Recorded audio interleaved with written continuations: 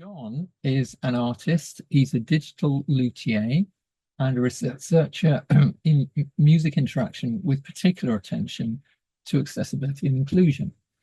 John works in the Music Dementia Technology Department at the University of Sheffield, where he develops musical instruments, particularly for those living with dementia. So this research challenges a lot of normal notions of music interaction because of the extreme variability in physical and cognitive abilities, disparities in musical background training, declining conditions. And furthermore, technology that is overly technological can have a negative impact for many people with dementia. So John's had to explore some interesting different dimensions. So over to you, John. Thank you very much. Just going to make sure my presentation is doing the presentation thing. Can you see that? Is that on the screen? Oh, yes. Amazing. Okay, dokie. So I'm going to give a talk today, short talk called Materials, Morphologies and Alien Spacecraft. I'm going to question who our digital musical instruments are and explore notions of instrumental identity in the entangled age. I'm going to be intentionally quite controversial in some places here. I don't fully believe everything I'm going to say, but it's an interesting area to look at. So I'm Jon Pigrem. Hello. Thank you very much for having me, CHIME. I'm a researcher, an instrument maker and a musician. Those used to be in the other order. I was always more of a musician than anything else, and that's the end of a long list now. I did a PhD a couple of years ago at Queen Mary, University of London in the instrument lab, and completed a thesis called The Role of Materials in Digitally Mediated Musical Interactions. I'm particularly into the materials we make our digital musical instruments from, as you can see from some of the images on the screen at the moment. I'm currently in post at the University of Sheffield on the Music Dementia Technology program. We've spent 3 or 4 years now exploring what music technology is for those living with dementia or cognitive decline, which has been a really interesting HCI based project. I've stuck up pictures of a few instruments that I've made over the last few years on the screen here. As you can see, wood features really heavily in my digital musical instruments. That wasn't actually intentional, and I only realized how much wood there was in there putting this talk together, actually. But yeah, looking back, I've made lots of wooden instruments. I didn't really know why, to be honest. It wasn't intentional. The process of completing my PhD and writing the thesis, I think, really enabled me to analyse what that was all about, why that material was so common. I guess we also need to remind ourselves that really our instruments probably look like the tools we use to make our instruments, and laser cutting is really affordable and really effective, and everybody has access to it. So I think there's a little bit of that in there. I'm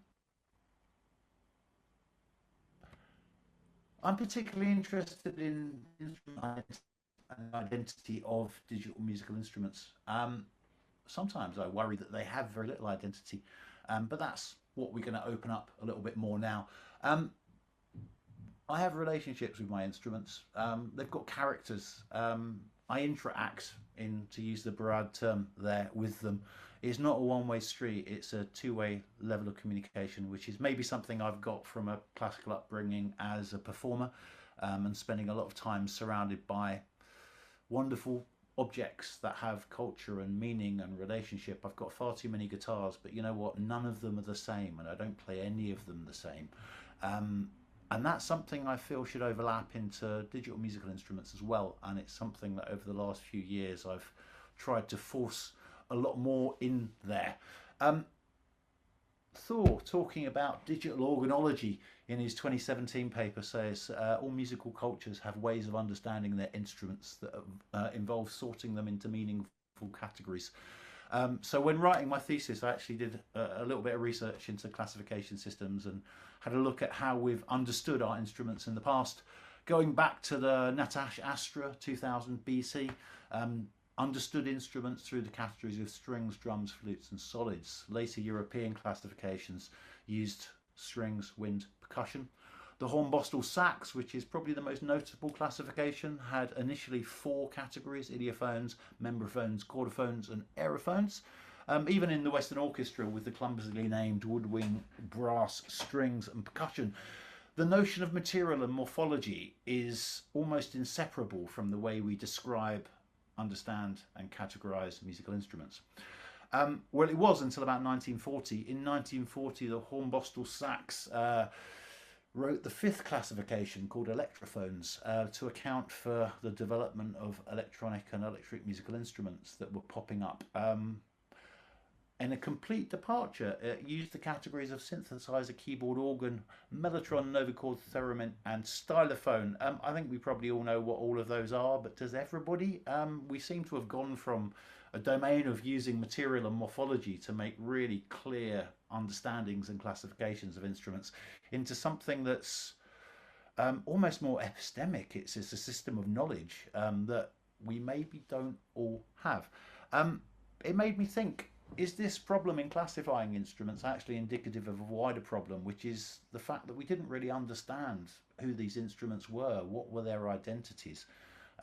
Losing the materials and the gestures used to play them left us in this really anonymous space. I think there's a lot more in there as well. When you read through the literature on instrument identity or instrumentality, there's some wonderful, wonderful papers. Burroughs writes about the personalities of musical instruments. Elliot Bates writes about the social lives of musical instruments. I love this quote: entangled in webs and complex relationships between humans and objects, between humans and humans, between objects and other objects. But are they objects or are they things? Heidegger made the differentiation between objects and things, with objects being inanimate as such and things being objects that are imbued with some cultural meaning. So really, do we want to be thinking about things or objects? Obviously Lacan and Latour and many others have taken this in a direction of thing theory. It's a big field in itself, which I'm not going to tangentially depart onto today. In thinking about things, my favourite quote actually at the moment is from Tim Ingold, writing about textility within instruments. He says it's about the way in which materials of all sorts, energised by cosmic forces, with varying, I can't see the end of the quote, mix and meld with one another in the generation of things. It led me to think, well, does identity reside in their thinginess? And then, moreover, how do we make things more thingy? Yeah, anyway, that's where I was going. I then started thinking about DMIs, and the thinginess sort of disappeared very, very quickly. And I questioned, are we actually making alien spacecraft? For many years, we've had this system of understanding musical instruments. But now in the land of NIMEs and DMIs, how do we play them? What's their role? What's their repertoire? What are the rules? How do we break the rules even? How do we relate to them? How do we understand them? Who are they? I guess, does any of this even matter? To a certain extent, no. I love the mystery. I love the aleatory of it all. But we're missing something that I think was really present in musical instruments for thousands of years. And I wonder if there's a way that we can inject that back into our instruments. Sarah Harjojo wrote in 2016, and another lovely paper, I've got the references at the end, do check out some of these papers because they really are magic. What then are musical instruments in the 21st century? How can they be recognised as such? Which really made me think about digital musical instruments. I've got a few images on the side, none picked for any particular reason, but what's going on those laptops? Do we understand? Can we see? I guess in live coding we stick the code on the back in an attempt to try and make up some of that ground, but we've lost this really true connection to identity, I think, in many of our instruments. I think there are many pitfalls for identity in what we do. Within NIME discourse, the N in NIME is a problem. It's new. Everything that is new doesn't have that cultural background. I don't think we should change that, and I love the newness of NIMEs, but I wonder whether we can make our NIMEs slightly more understandable. They seem to be mysterious and experimental. In Fabio's paper from 2017, I think the statistic was 82% of NIMEs were made for the genre of experimental music, which again leads to massive questions to who are our instruments? What are we expecting from them? They're very aleatoric, they're unpredictable. A lot of the time they are fetishizations of technology, but we love that. It's the first thing I do when a new sensor comes out is think, how can I shoehorn this into a musical instrument? Maybe that shouldn't be the first thought. But anyway, we'll talk more about that. Interfaces are objects more than musical things, getting back to that thinginess. And then modes and menus and buttons and more buttons, and then hold shift and you've got more. But how do we forge that relationship? I am being a bit cantankerous here. I did spend many years as a digital musician, working in the 90s in studios. I became incredibly quick working around a room of anonymous boxes with shifts and hotkeys, and I think there is a lot of identity in those devices, but it's not immediate, and maybe you have to be in it to really see it. It led me to question, do we actually? I guess this question sort of is the battle between epistemology versus phenomenology. Thor, in his several wonderful papers, talks about musical instruments as cognitive extensions of the mind or epistemic tools. They're transparent, they're not meant to impart, they're a way of us extending into the system. I guess the other side of the coin, the phenomenology side, would be an active approaches to design. There's some great papers written by David Wessel, George Essel, Celan Modron, Ali Mameni, Lauren Hayes. Some really, really good stuff in there. It made me think about Heidegger and the concept of ready to hand and present at hand. The fact that that hammer can be an impartial, invisible tool for banging, or it can be something that can actually speak to us and change the way that we bang, the character of that. Tom spoke about this in his chapter in Simon's book, quoting Worth, who used the terms transparency or creative mediation. So I guess we've got the option of going with these transparent cognitive extensions, our epistemic tools, but then we've also got the option for adding some creative mediation in there, which I feel an action is a really good way to do it. It's not the only way, it's not necessarily the best way. I wouldn't like to make that claim, but it's definitely something we should think about. Do we need to consider identity when designing digital musical instruments? Well, no. I don't think we do. When we're working with accessibility, however, there are factors that I think the anonymity of digital musical instruments, controllers, NIMEs, becomes a little bit of a problem. And I'm sort of going to argue that in some cases we could do well by going back to materials and morphologies and by making fewer alien spacecraft. Here are some instruments I made for a PhD study a few years ago. I was super into just raw materials. How do I get as close to material as possible while adding some digital sound in there? I made two instruments for this study, a metal one and a wooden one. Really simple at the top surface. It ran into a physical model running on a Bella in Faust. And I had two sounds. Wooden sounded a bit like that, and the metal one sounded a bit like that. Obviously, they were physically modelled, so I could swap the sound modalities. So metal could sound wood, and wood could sound metal. In the study, I had a Latin square of 4 conditions: metal with metal sound, wood with wooden sound, metal with wood sound, wood with metal sound. It gave me a way of completely changing the sound side of things while really focusing in on the materiality of what people were interacting with, and then what that actually pushed forward. I've got a couple of word clouds here. Everybody loves a word cloud. It's a huge study, so I'm not going to try and present all the data in this short talk, but I was particularly interested in the way people described the instruments they interacted with. In the two modalities that featured the metal interface, people's descriptive terms focused around cold, brutalist, alien surface, artificial, cold, clinical, experimental. Some description in there, but some culture, some understanding of what does it actually mean. With the wooden instrument, again with both sound modalities, the metal one and the wood, people's terms of description changed incredibly. The instruments became approachable, consistent, ergonomic, light, homely, instantly familiar, natural, lighter, expressive, more like an instrument, organic, natural, textural, which is really interesting because they were sort of the same instrument. You interacted in the same way. The amount of pressure needed to trigger the sound was identical in both.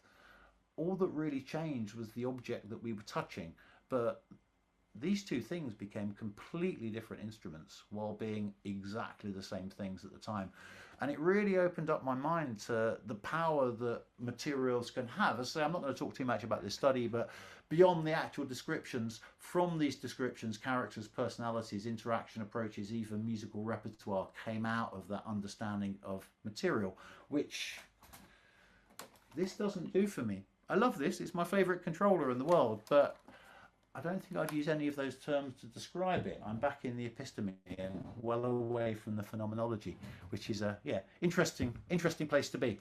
It led me to think, well, this is unintentional at the moment, but can we use this to actually benefit our instrument design? How do we actually take these understandings and make better musical instruments with it? Oh, I can't change slides. There we go. So currently I work on the music project at the University of Sheffield. It's been 3 or 4 years now. It's a really interesting project. We explore the use of music technology for those living with dementia and cognitive decline. For many that we work with, technology is a key barrier to interaction. If you can't use the mobile phone anymore and the TV remotes don't make any sense, you don't want to see a mouse and a keyboard. That's fine. We got rid of those. And replace them with other stuff. Aging is really uneven, so the groups we work with have vastly wide-ranging physical and cognitive abilities. They decline over time, so the next time you see somebody, they probably won't remember the last time they saw you, and their condition has led to a completely different level of interaction. Dementia is everybody. It really is everybody. So generalizations about backgrounds, musical training, or even musical tastes are completely futile. I have a slogan called "Instructions Not Included" because I think that's a bit like living with dementia, but it's also the benchmark by which we must design. Because if you need instructions, no one's going to read them, and if they do, they're not necessarily going to remember them, and it's not necessarily going to help. It's a really interesting HCI challenge, to be honest, because we really are trying to force technology on the worst group for technology, but we've had really good results, so it's worked really, really well. So how do we incorporate materials and morphologies back into our DMI design process? How do we make a DMI that's friendly, familiar, non-threatening, reliable, robust, understandable, intuitive, repeatable, analog-esque, non-tech? And then within that space, how do we embed knowledge into an instrument? How do we take our objects and make them into things? I found that materials can underpin identity. Interface elements can suggest gestures and morphologies. And we can borrow from lived experiences or cultural choreographies, as I often describe them. I've taken that from one of Kai Tori's papers. I think it's called Who Controls Who from 2017. Another really lovely paper, so have a read if you haven't already. We made something called the slider box. I've done a few conferences and presentations on this. A few people might have seen the slider box. It's Bella powered, so there is a little Linux computer in there. I needed to make really non-tech tech, so I started with wood, as I always do. It's very varnished, it's very shiny, it looks very robust. If you leave it on the table, within 5 minutes, everybody in the room has touched it. They have to stroke it, they have to see what it feels like. This isn't something that happens with this. This just says, don't touch them. The slider box is very different. It really begs interaction. Beyond that, the interface elements all suggest the gesture needed to play. If you go into a dementia care home, at somewhere in the corridors, you'll find a sensory area with bolts and latches and buttons, and this knowledge of interaction is voiced from a life lived, and it lasts long into the dementia. Probably a lot longer than a knowledge of your own name, your room number, or potentially family members. You can still press a button, you can still move a slider. There's great identity in here, which works really, really well. So we made the slider box. It does a few different things. There's a few papers on there out there that I can link you to. The first thing we did was make something called the listening post, which was basically a playlist player. We put 8 different playlists in the box, color coordinated it and stuck it on the wall in the care home. Thousands of hours of music have been listened to that wouldn't have been listened to otherwise by residents. Sometimes I look at the data logs and there are people in there listening to Elvis at 3 in the morning. A lot of care homes say we really struggle to get music listening into our care home, but we've literally seen thousands of hours of it, and it just takes making it accessible, making it non-fragile, non-scary, personal and autonomous. I've got a very quick video to show you next. We also have some software called the Audio Playgrounds that run on the slider box. What's an audio playground? It's a bit like a choose your own adventure book, but in sound. I borrowed from Terry Riley's in C the fact that you can write lots of different musical elements that can then be interchanged and played on top of each other while maintaining tonal, timbral and time-based harmony. So we wrote lots of bits of music that could be completely rearranged. So 4 bass parts, 4 drum parts, a drum roll on one button, but making sure that at no point could anybody really stray too far. That in combination with the slider box works really well. I'm just going to see if I can play this video here. It's the first time these gentlemen have used the device. What's bass? That's an heavy. Bass. Well, That's not done anything. Oh, that does. Got a nice beat there. What's this one? Oh no, what's that? I think one of these is piano. Turn it right up and then we can tell what it is. Oh, that's TikToks, isn't it? That's just background, isn't it? It's tune. Don't know what that's doing. Oh, ting.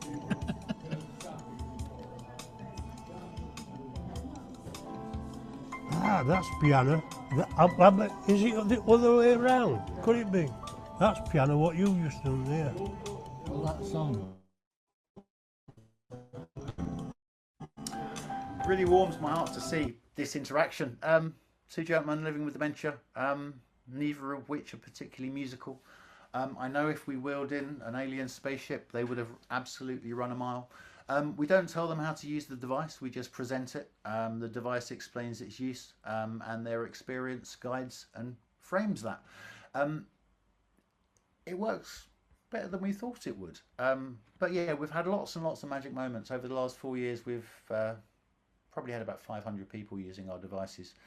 And this is a really common thing, you know, we can get people interacting really confidently with technology. In the last study we did based around this, we detected 2 very particular modes of engagement that we described as range finding and creative engagement. Most interactions start with this period of pushing sliders up in isolation to others to try and find out what's on each and what functions are available. We found with all but one participant in our last study that led to a period of creative engagement where they were really at one with the mix. They felt confident with the device. They were happy moving into new spaces and new territories. Yeah, it's been a really interesting project. We've had some really big breakthroughs with our instruments. We've overcome barriers to interaction with technology for many. We've enabled autonomy and agency in digital musical interaction for groups that we would never expect it with. We've currently got 3 full-time deployments at the moment, one on the wall of a care home up in Sheffield, another one with a music therapist who's a therapy partner for a group of 9 care homes, and we've just sent 2 over to New Zealand, which are going on the wall of 2 new care homes that are being made over there. People have listened to hundreds of hours of music. Performances have been made in care homes. This is a video I got sent last week, which I often wonder, but is this a real thing? Are people going to really do stuff with this? And last week a video turned up of one of the residents at a care home performing one of our pieces of music using the slider box to one of their friends. We've had really good news stories of rehabilitation for physical disabilities. Somebody that lost the use of an arm after a stroke has now regained the use of that arm because they need 2 hands on the slider box, which we never expected. It's magic. It makes me so happy. We've had really high levels of engagement with many who have completely lost confidence with technology. I think this is what's possible if we ingrain identity back into digital musical instruments and step back towards, in my case, materials and morphologies. That's not the only way though. And just really being a lot more methodical about what the instrument is, who is it, and what do we need it to communicate. So to conclude, I can't see my slides. I can't remember. moment. Identity is a vital part of every musical instrument. At face value, it governs expectations of interaction and a common language shared between instruments, their performers, and their audiences. It's mediated by, and the mediator of the cultures that grow around our instruments, giving them meaning and value. On a deeper level, instruments have social lives, they have personalities, they're actors in wider musical networks, and they guide us as much as we guide them. I just wonder, should we think more about this when we're designing DMIs? I know for 10, 15 years of making DMIs, I never thought about identity. I didn't think, who is it? Now it's something I think about really, really regularly, and it's something I really enjoy. A few of the refs that I've referred to are just on the screen there. So I think that's probably about me out of time. So thank you very much. Okay. Thank you very much indeed, Jon. So do we have any questions for Jon?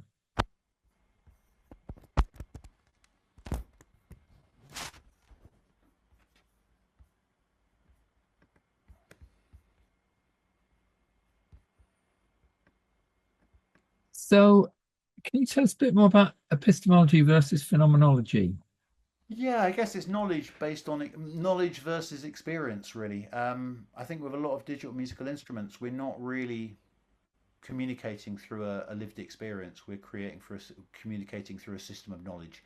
Um, and that's a wonderful space to be because we have this transparent medium for extending our mind cognitively into the music that we're making and that we're creating. Um, as I say, I don't necessarily think that's a bad way to work, and a lot of devices I've made do work in that way. Really, through my own studies of, I guess, an action, really, and that phenomenological side, I realized that there is so much communication in our understanding of lived experience. And if we can just gel some of that physical knowledge, that lived knowledge, back into digital musical instruments, they lead to really interesting spaces. Um, I love Thor's work. I think the papers he writes and the work he does is amazing. So I'm not saying this is right, do it this way, and don't do it that way. I just think there's a choice to be made with our instruments. Are these just systems of knowledge, or are we actually going to try and borrow from more lived experience, which is something in HCI is quite a rarity. You know, we're very much designing and using things that have been ergonomically, even just down to the keyboard, ergonomically designed to be as least intrusive as possible. But that intrusion is character. That intrusion it changes the way I play. So yeah. So picking up completely the wrong end of the stick and going epistemically, with the slider box, what was the effect? You know, what was the space that was actually being explored? Okay, so we had 8 sliders. Each slider was a musical part, so we can think of them as drums, keyboard, bass, voice. We've got varying sort of instrument suites on the different projects. Basically, the slider is the volume of each part, and the button says change me. What it changes it to is a range of things. So, for example, the drum loop will roll until you press the button, and then you get a drum roll, and it goes back into the looping drum part. We may have 3 different bass lines, and pressing the button will select between bass lines. To try and stay away from too much of an epistemic approach, we did a lot of research into complexity versus interaction. So how complex did these systems get before people stopped interacting? We found an interesting sweet spot with 2 or 3 changes on each button. So it's very limited. It's always changing to the same instrument. It's just a slightly different part. We find fairly quickly people learn what the changes are and learn to use them. Sometimes they remain a surprise, and an enjoyable surprise at that. Yeah, and I wrote a paper for NIME 2 years ago in Mexico that looked at the audio playgrounds and exactly what we were doing. So it's a mix of random walks and round robins through different pre-composed musical elements. I mean, so much thought with the Latin square and the wood. I mean, I think we've really all got to think about that now and see where we can work. Well, anyway, it's certainly got me thinking, definitely. Well, thanks. As I say, I've been a bit cantankerous because I don't honestly believe the future of digital music and instruments is necessarily materials or morphologies. I just think that's an aspect that we don't focus on enough, and particularly within accessibility and particularly with certain groups, it's really important. We're hoping to roll these out to wider groups. We've got clinical settings are really interested in them. People don't necessarily have this laptop with Ableton and the ability to do a lot of what we do with digital musical instruments. And so various psychiatrists would like a slider box in their office for playing musical sounds back. We're hoping to get some placed with the RNIB for people that have challenges with sight and vision. Also some overlaps for SEN education. So lots of different ways to go. We're looking to commercialise the devices at the moment, so hopefully these will be on the shelves before too long. Obviously the first thing that your funders say is, does it really need to be made out of wood? That's really expensive. And the answer is always yes. Unfortunately, it does. That's the product and that's the commodity by which we trade, which is unusual for digital musical instruments. But it's been an interesting thing. I have like a whole PhD thesis of interesting observations and research data based on what happens when we take the tech away and replace it with materials. Victoria, did you have that? Yeah, I did have my hand up because I found it very interesting at the beginning of the presentation around a lot of the literature and your work around the affordances of the instrument and kind of cultural identities of instruments and how that plays out. And I think like in some of our work, like we're recognizing some of that in education now, that the affordances around some of these, you know, as you say, barrades, interaction with these instruments and how various instruments do have these identities that then potentially play out in ways within the formal classroom. And so as we move towards, you know, the generation of young people who are making music digitally, like moving beyond what that looks like in the classroom, I think we do have to start thinking about the affordances of these new instruments as well, and what that means for the teaching and learning of them in the classroom too, which is still another area that needs like a massive lots of development in, particularly in like mainstream. But I really enjoyed listening to like your kind of classifications around that and questioning around those identities. I thought that was really interesting. So I just wanted to say that. Thank you. Yes, it's yeah. It's an interesting area to look at. I think particularly within accessibility, I think we're all in HCI and DMIs. I think we forget sometimes how impenetrable this is to a more mainstream audience.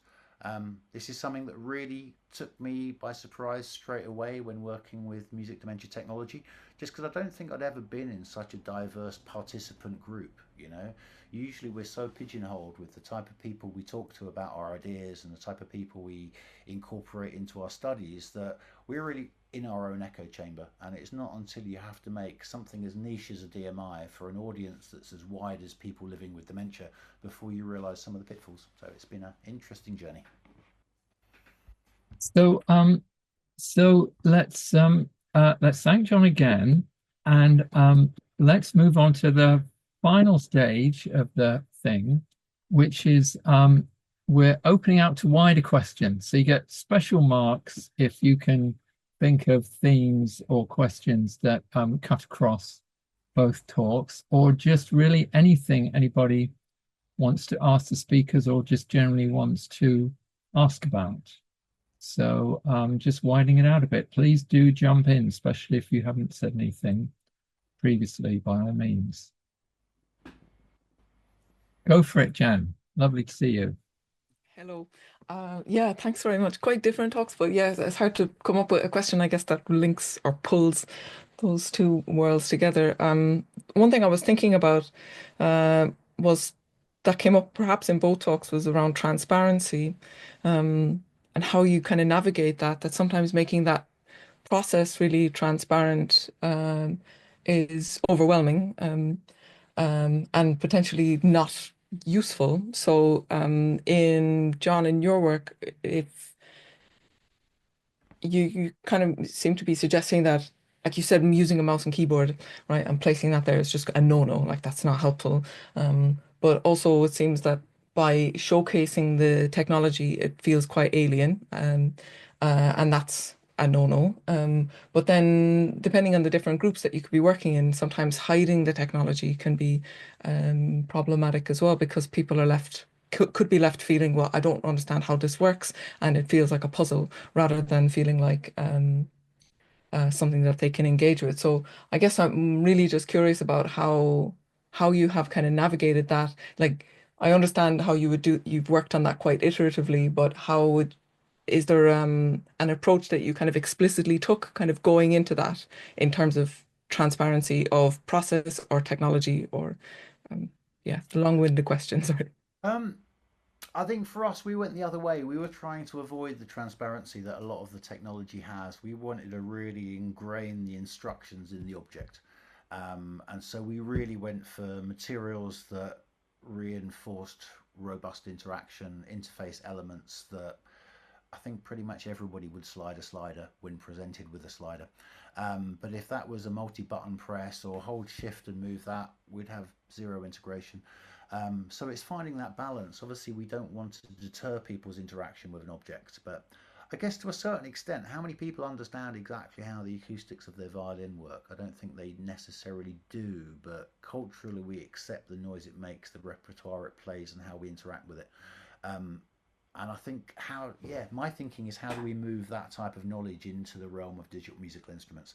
How do we add that culture and that understanding that avoids too much mystery, really? Yeah. Sorry, can I quickly follow up? Sorry. Okay. Yeah, and just I think by hiding some of this as well, it can make things a bit more mysterious, though. I think that's the challenge that I found. So I'm wondering that maybe that didn't come up, and I think it all depends how you design the instrument.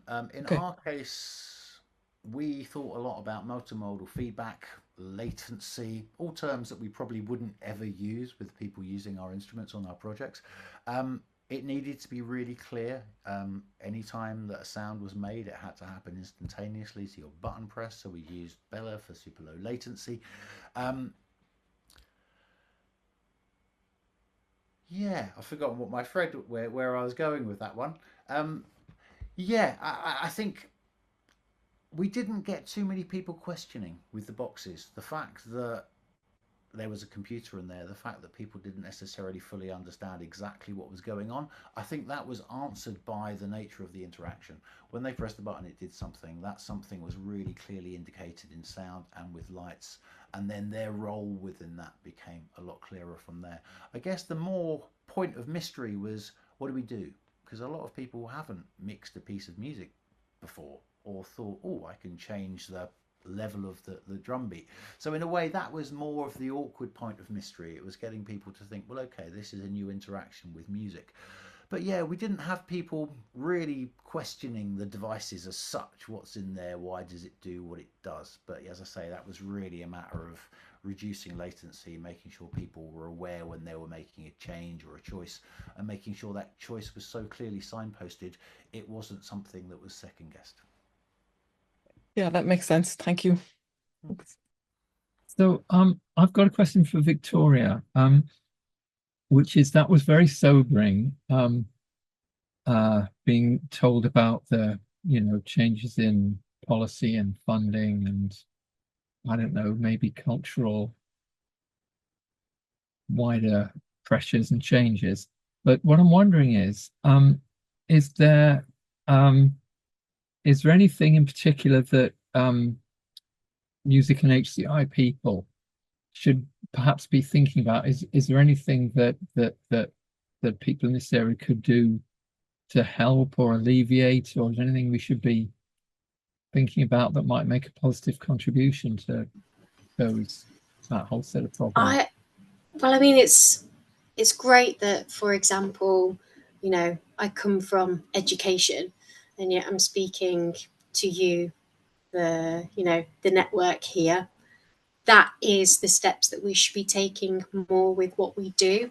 I think more interdisciplinary working is really important, because even the types of languages or discourse that we use within our particular fields, ultimately we're all talking about similar things and want similar outputs. Like if I think of many colleagues that I know that are working on digital music instruments, HCI, like for young people with complex needs, many of the young people then that I interact with within a classroom space, we often do much of that work separately.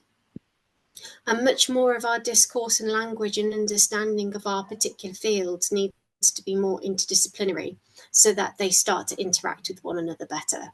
So when you're designing something, yes, you're designing it for the user, but it goes back to, I think, maybe, then what does that mean for pathways for that musical instrument? I think, John, you started to touch on some of that. What does that then mean if something is designed, but where does that go? If it's being commercialized and used more widely, well, then it's going to come to the people I work with. It's going to come to teachers and schools.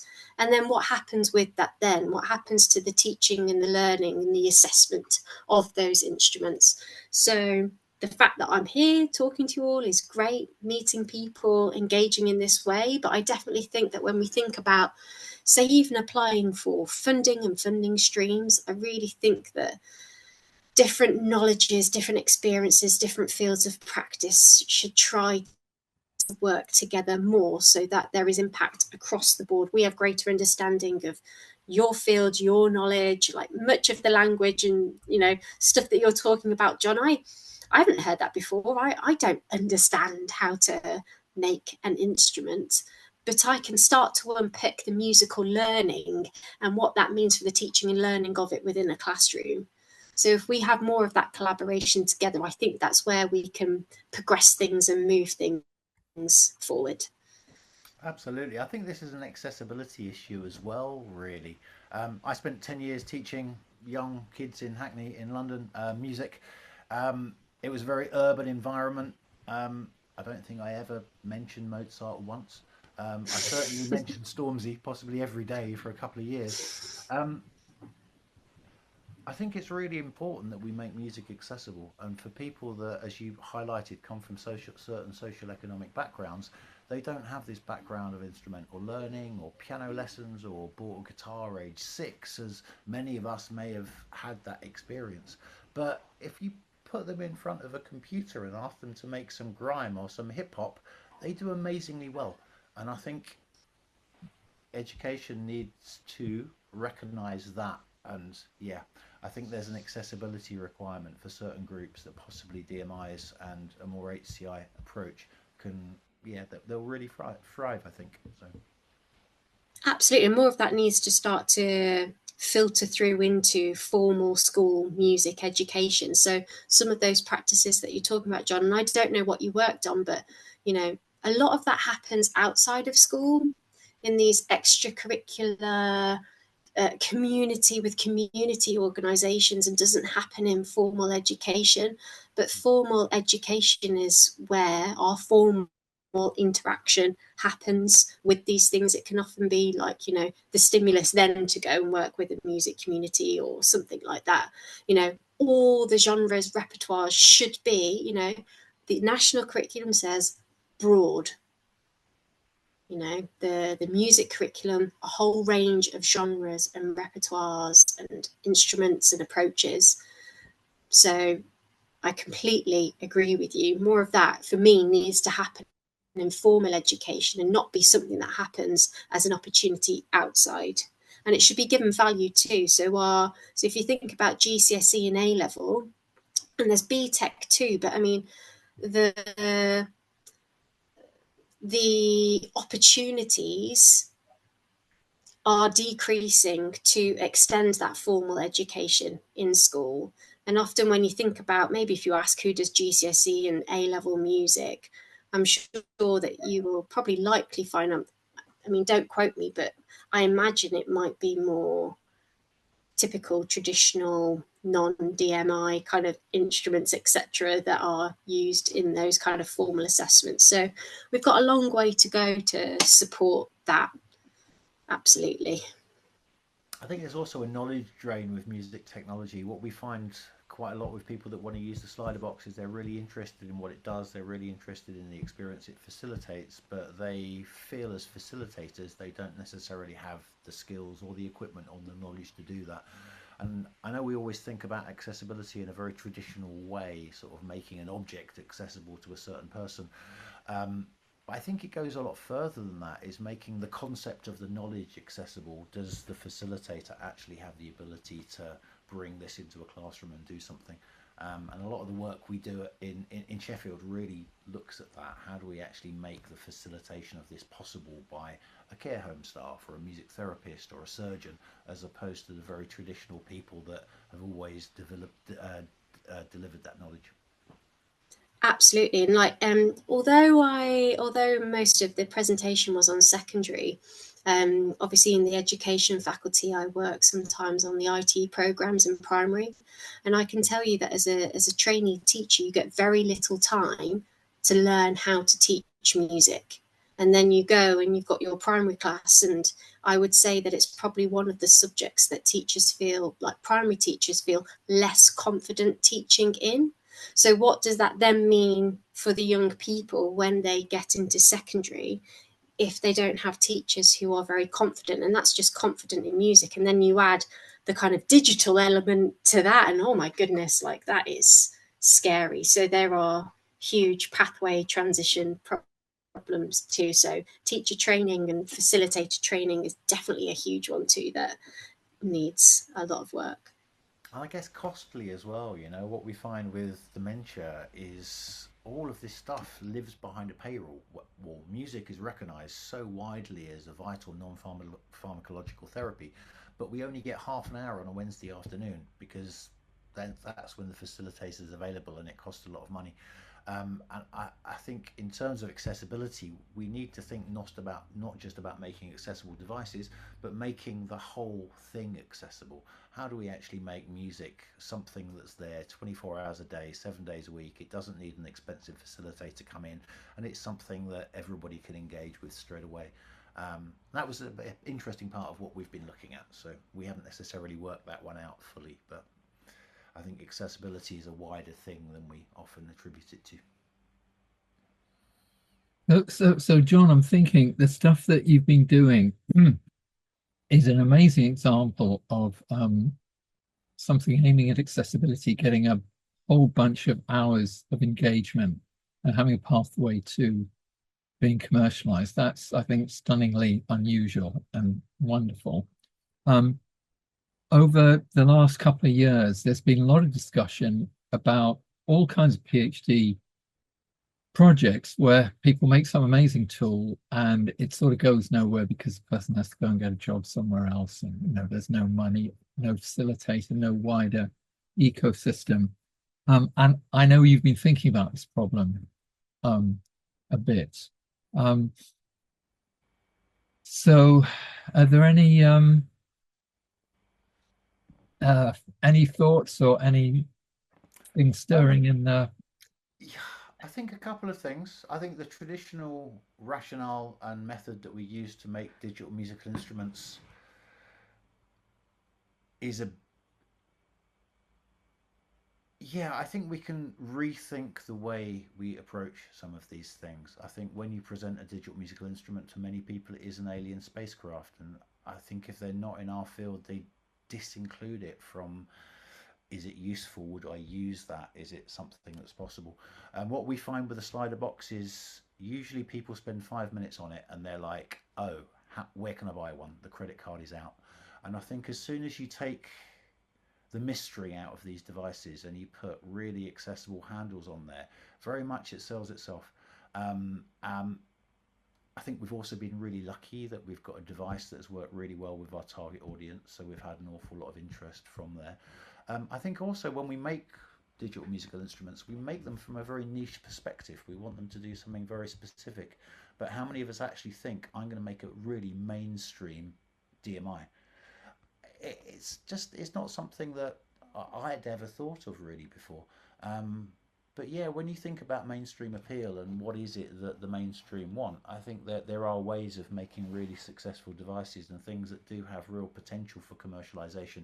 But sometimes we have to just put the fetishization of technology and some of the unique skills that we learn in this field to one side and actually focus more on the person living next door that you don't know at all, but what is it they want from an instrument? I think we make what we want from instruments too much. But yeah, when we try to think about wider appeal, it is very possible. We have some other devices that we're working on that I'm not going to talk about too much today. But yeah, there is a market for digital musical instruments in a more mainstream setting. It just potentially takes a slightly different approach to the design and the realization of those instruments.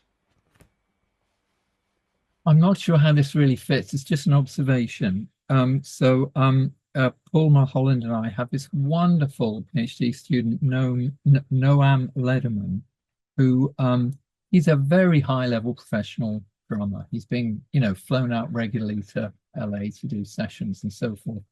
And he's also a very in-demand educator, and he's done syllabuses for boards, materials for boards and so forth.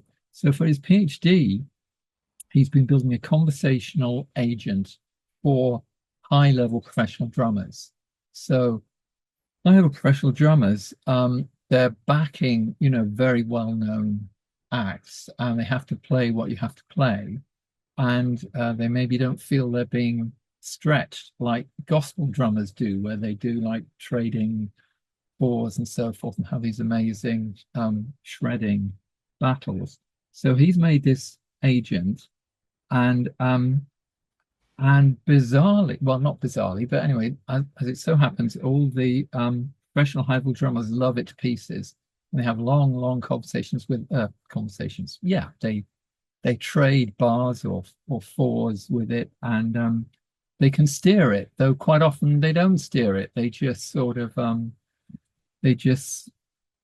anyway. And so it's a bit of a roundabout point. One of the curious things about it was at the beginning, he thought he's going to have to focus on styles, because you've got all different rappers, doing all different things that they do. And he thought he'd have to kind of do style packs. But as it developed, he found that none of the drummers cared about, once he'd got the thing responsive enough, once he'd got it so it knew what it was doing, none of them cared a monkeys about style or genre, because somehow it seemed to go beyond that. And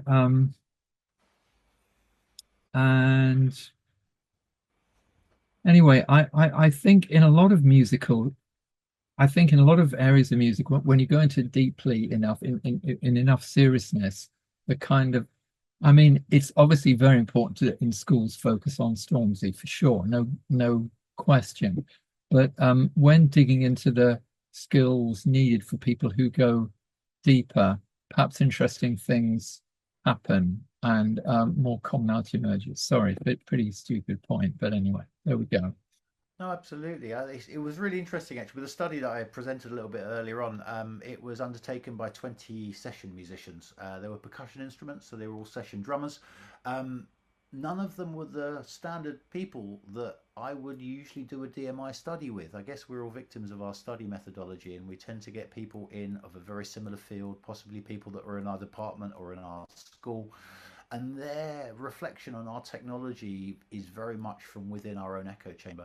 And what I found with that last study was, as soon as you bring professional musicians in who aren't digital musical instrument experts, you realize they're looking for very, very different things to what we want. And sometimes it's really, really basic. It's the texture on the wooden pad. I literally, 20 out of 20 participants said to me, we would buy this tomorrow if it was on the market, because nothing we can buy feels like this. Nothing we can buy has this relationship. And I just think this is really for us as designers and makers of digital musical instruments to really readdress what's our marketplace, what's important to them, what commodities or what are we commodifying. And a lot of the time I think we're commodifying the wrong thing. We're not necessarily making something that has a more mainstream appeal. Not that I have a formula for that, by the way, but it was just an observation. Would anybody who hasn't spoken or anyone else like to add a question or an observation? Go for it, Tom. I was just intrigued by John's term of thinginess, and I like thinginess. It's what you interact with, really, and I'm wondering whether the schools should be teaching thinginess in order to get us through things like physics and chemistry, because I can't imagine teaching a physics course without the thinginess of vibrating strings and vibrating columns of air and reeds and all those things. Things, darn it. You need to give an example, and you lose that if you don't have something giving your nodes and your frequencies and your harmonics next to the math that doesn't intrigue you as much as things that have thinginess. And so thank you for that. Oh, it's a pleasure. It was, yeah. In general, things need to be more thingy, I think. And I think that's a superb point, because there's some areas of music, and there's some people who could be involved in music but aren't involved in music, where actually you need to figure out how to intertwingle the epistemological and the phenomenological. I think that's quite an interesting one. Mm. Yeah, no, absolutely. I'm so like, I know I've very presented a one-sided account today, but I think the epistemological is every bit as important. And it is, as you say, that getting that combination and that balance right for the particular thing you're making and the groups that you're working with, for sure.